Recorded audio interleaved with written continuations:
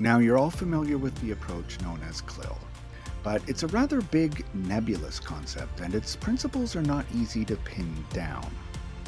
So, in this video, I'll provide a brief overview of CLIL. It's been used to describe very different types of teaching and learning across a variety of contexts, from adolescents and adults to young learners.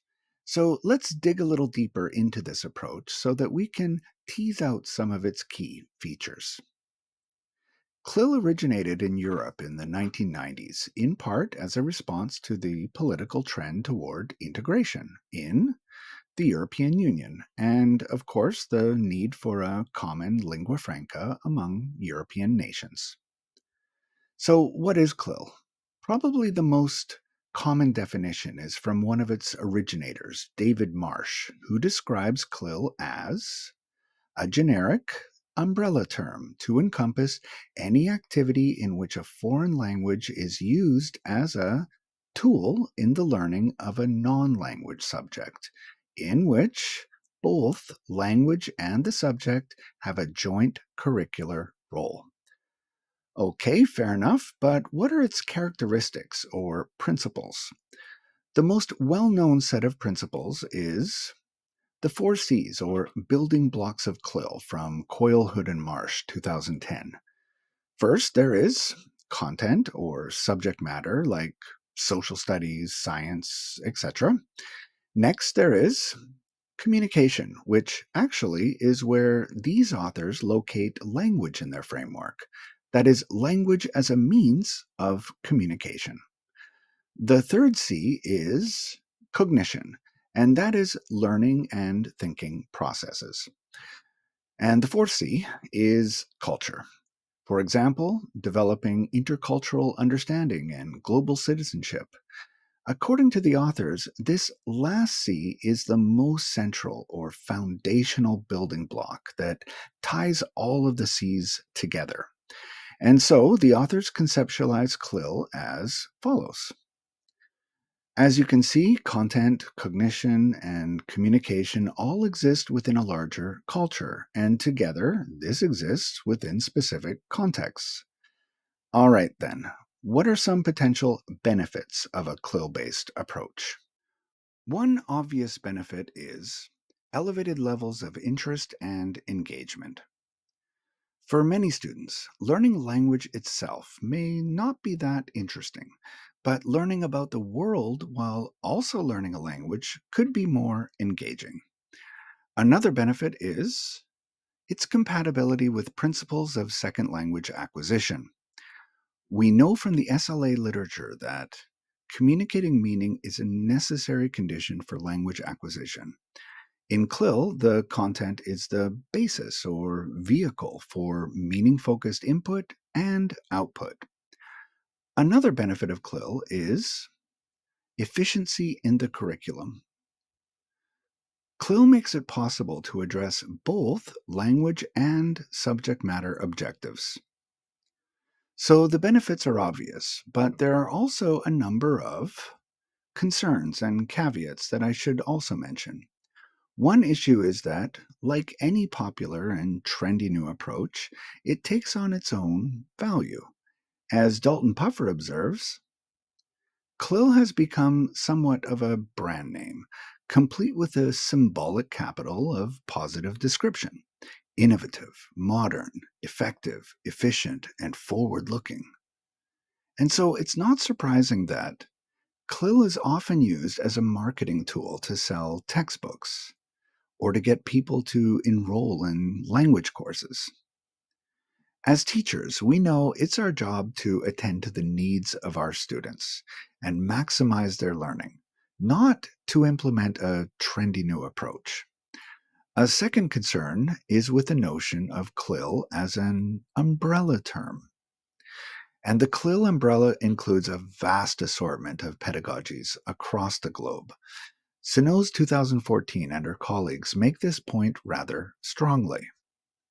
The CLIL umbrella is so inclusive that it's difficult to think of any teaching or learning activity in which an L2 foreign language would be used that could not be considered CLIL. And to address this issue, a number of terms have been introduced to capture the various types of CLIL. These include soft CLIL, where the focus is mainly on English education. This is common in EFL contexts like Japan, where CLIL principles are adapted to coexist with the traditional language focused curriculum. And of course, at the other end of the spectrum is hard CLIL, where the focus is mainly on the subject matter. And this is the variety we might see more often in Europe. If you're interested in exploring how these and other CLIL concepts have been applied here in the Japanese EFL context, please consult the source below. One issue with using so-called soft CLIL approaches in EFL contexts like Japan is deciding what content or subject matter to teach. After all, in most schools, subject matter courses like math and science and history are taught in Japanese, obviously. So then it's not surprising that the United Nations Sustainable Development Goals, or SDGs, have been an important source of content in English course textbooks. Teachers can build a unit of study around goals like quality education or climate action. But even though this might be an instance of soft CLIL, it still presents issues for teachers and students. First, there is a need to scaffold challenging content.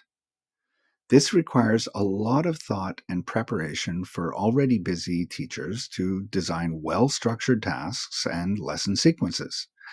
Another challenge is ensuring higher order cognitive skills are addressed. And again, this may require more planning from the teacher because there's no guarantee that their course textbooks will help them with that.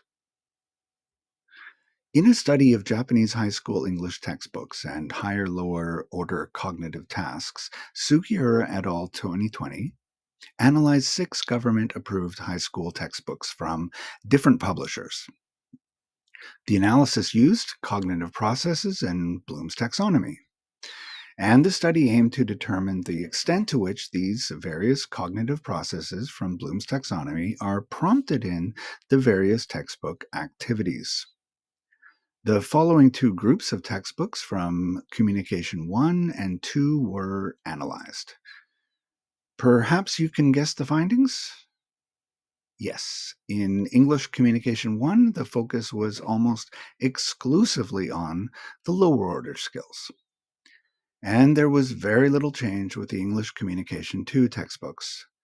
This is not really surprising, but it's a good reminder that textbooks will likely be of little help in activating higher order thinking skills. So, another challenge for teachers using SDGs in soft CLIL classes is making the content interesting to learners. And this also requires a lot of commitment from teachers. So, implementing soft CLIL using content such as SDGs is no easy task. But fortunately, we teachers have one powerful resource to help us, which is each other. Our community of teachers who we can share ideas with and learn from. Here are my references. Let's explore issues with implementing CLIL in our next session.